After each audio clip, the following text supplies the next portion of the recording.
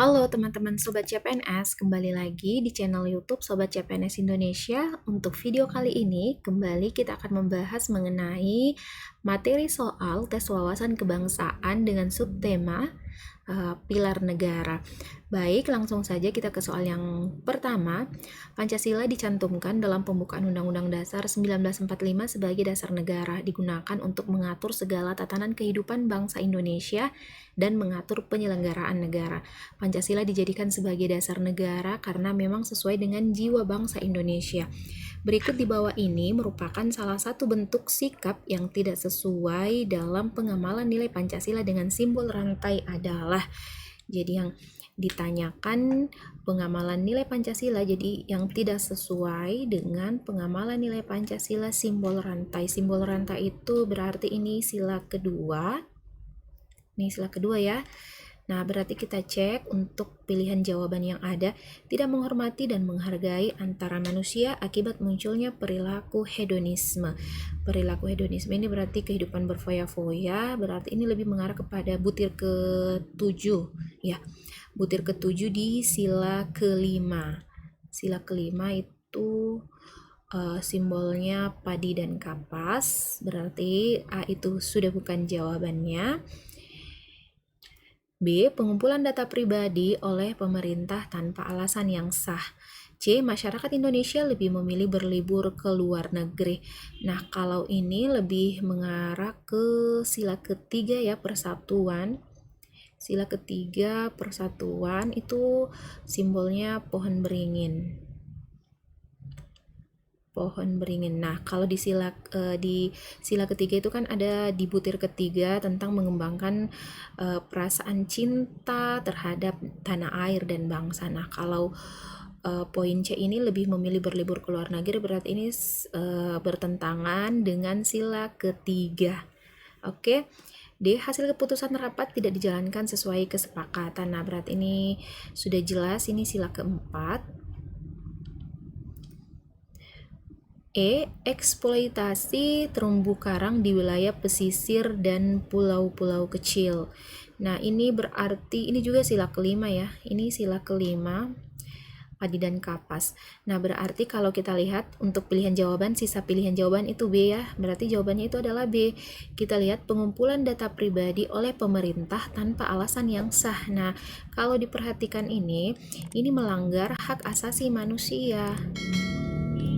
Ya, ini melanggar hak asasi manusia. Jadi pengumpulan data pribadi oleh pemerintah dengan tanpa alasan yang sah itu menyalahi poin ke-6 itu menjunjung tinggi nilai-nilai kemanusiaan. Jadi dengan mengumpulkan data pribadi tanpa alasan yang sah itu menyalahi nilai kemanusiaan, itu menyalahi hak asasi manusia. Jadi jawabannya sudah tepat, pilihan jawaban B.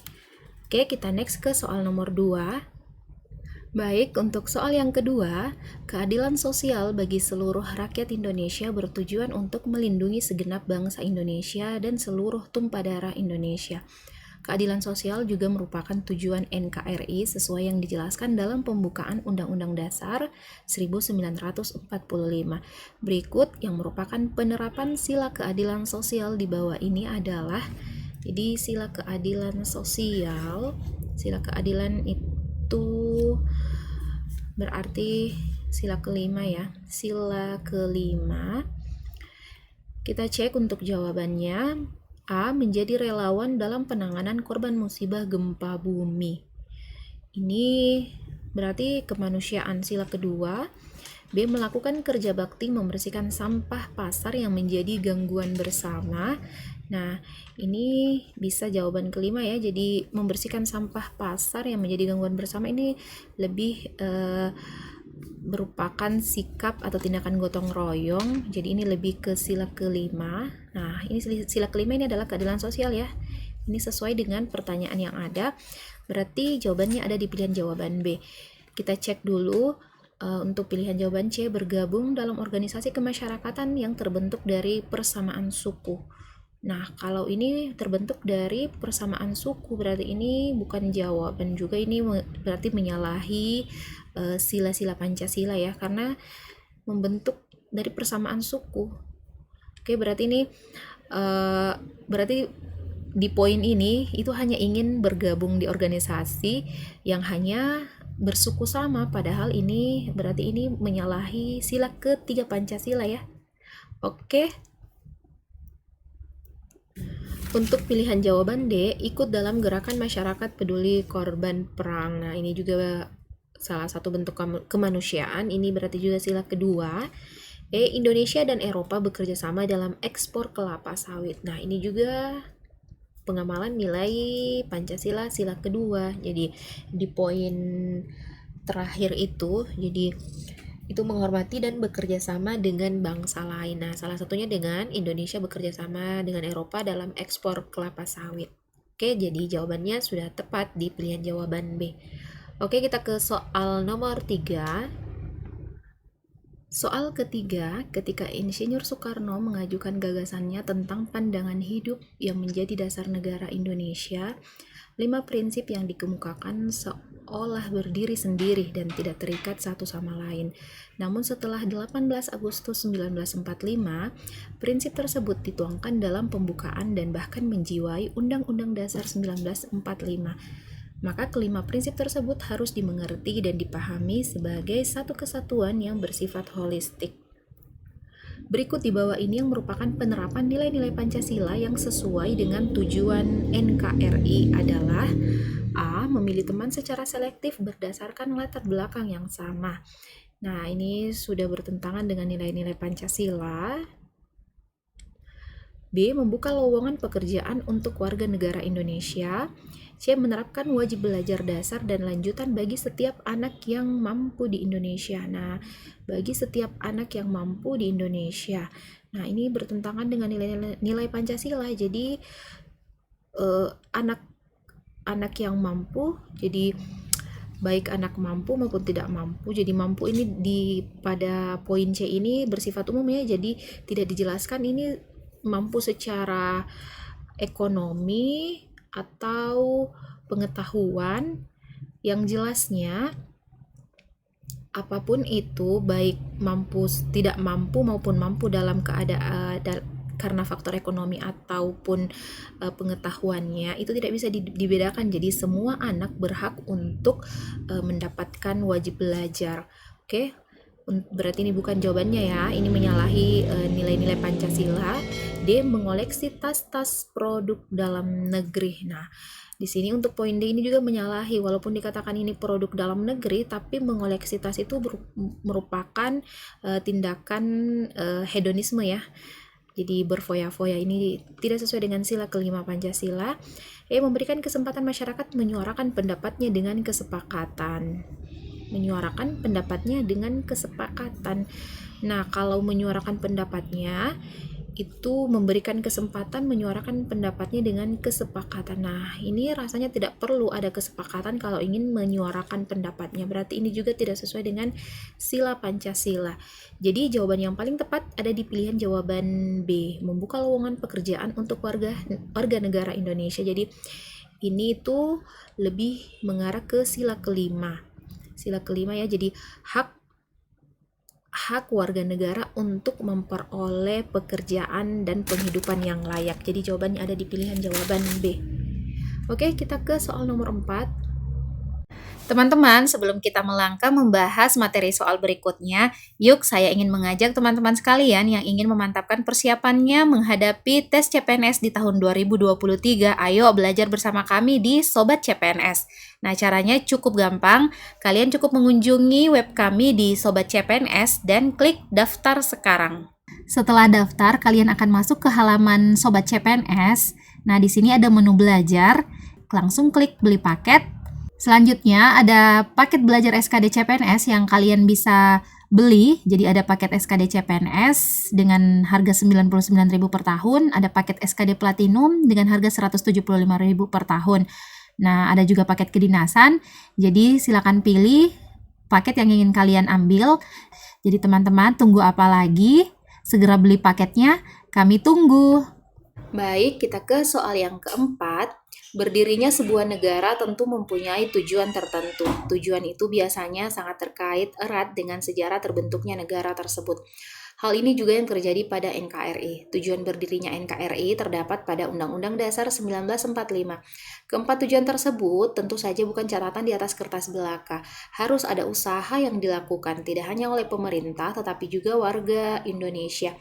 Berikut yang tidak termasuk langkah yang bisa dilakukan Indonesia untuk mencapai tujuannya adalah jadi tidak termasuk langkah untuk mencapai tujuan.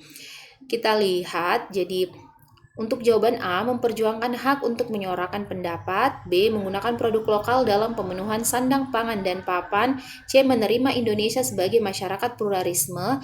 D, pendistribusian pendidikan yang mumpuni sampai ke pelosok negeri. E, saling menghargai sesama warga Indonesia dan bukanlah kewajiban menghargai warga dunia. Jadi kalau melihat kelima opsi jawaban yang ada, menurut saya jawaban yang paling tepat itu ada di pilihan jawaban E. Nah, tapi kita cek dulu ya, jadi kalau di A itu kan dikatakan saling menghargai sesama warga Indonesia dan bukanlah kewajiban menghargai warga dunia.